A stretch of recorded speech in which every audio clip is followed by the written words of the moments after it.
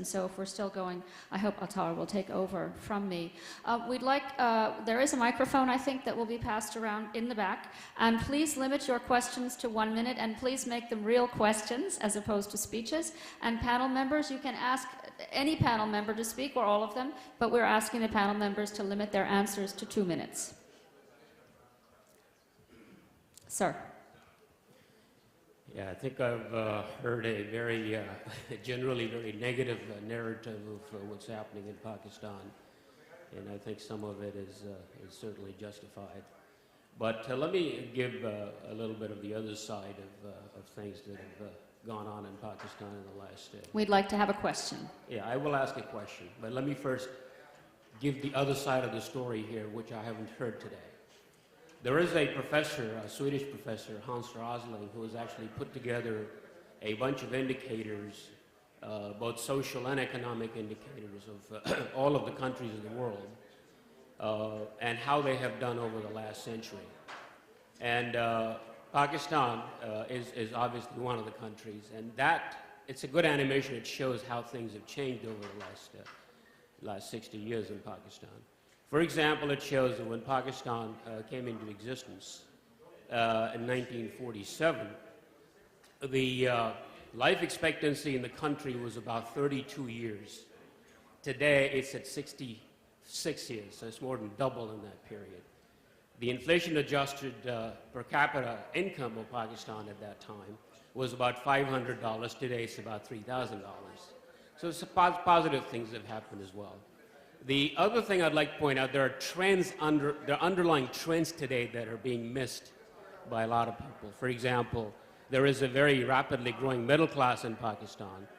There are people, in addition to the middle class, there is the rural economy actually has gained quite a bit of strength in the last few years.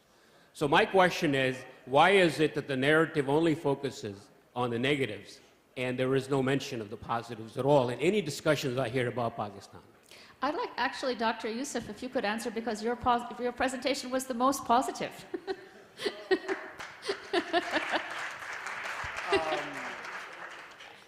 I don't know, I actually thought what I said was that the institutional evolution path is on the positive trajectory, and you're going to have the initial messiness before you can get to the upward curve of the J.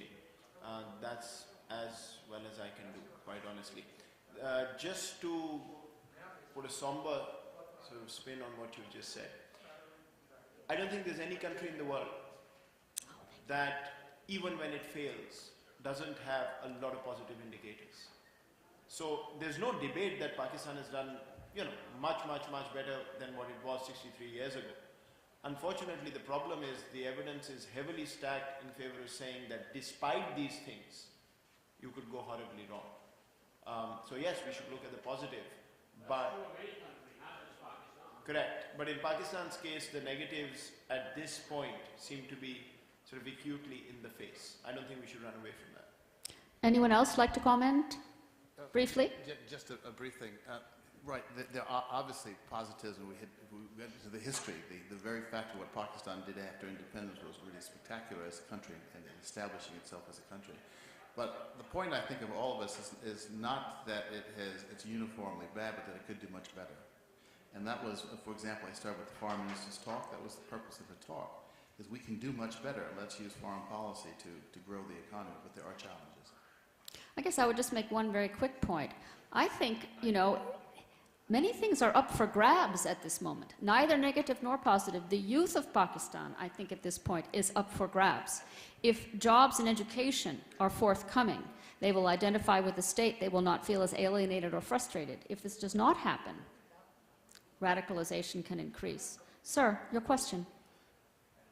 Yeah, my name is Misbah Azam. I came from Silicon Valley. My question is rather going to Mohit. Let's talk a little bit solution. I do agree with you. Yeah, we have problems there. So in a country, you can see the division among the political class. When People's Party government was dealing with the issue of Osama bin Laden, then PMLN was pressurizing them, taking them to courts and all. When Punjab government was dealing with the dengue virus, then Imran Khan calling them dengue brothers, pressurizing them. Now elections are coming. once again, we have a similar type of government, they would be keep on trying to make other government fail, you know. How we can find a solution for that? I mean, I do agree this thing that we have problems there. I mean, and it's true, you know, there are good things also, but let's talk about that. So can you comment on that, please? Thank you. I think that's a fair question. The only point I'll make is this is coalitional politics 101. And we're certainly not the only country going through it. I mean, look at India next door and the kind of tussles they have every single day.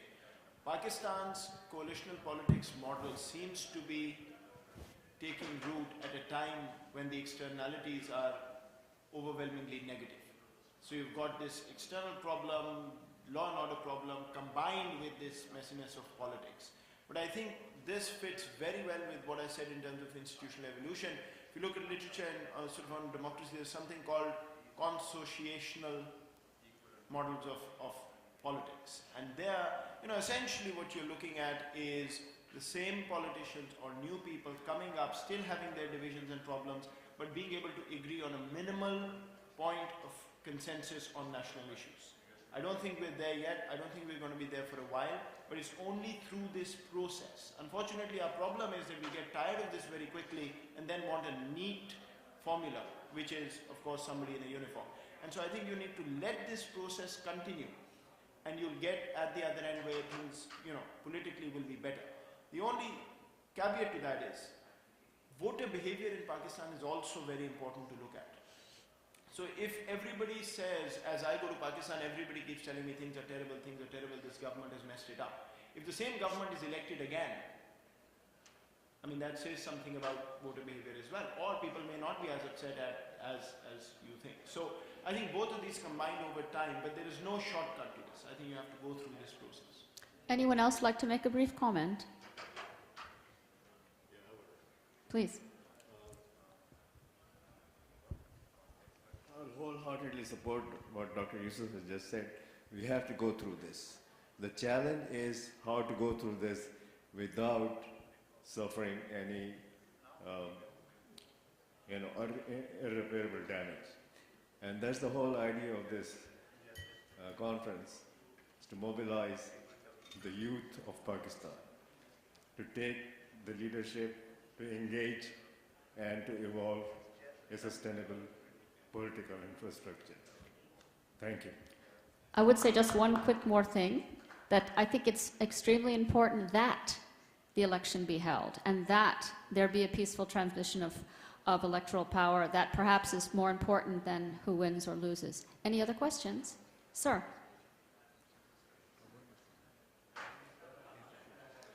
Is there a microphone around?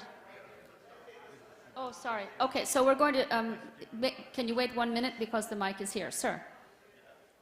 Interesting debate. I'd like to ask panelists' opinions or anybody else's on two very important factors that in my view contribute to this mess that we are in. One is the uncontrolled population growth.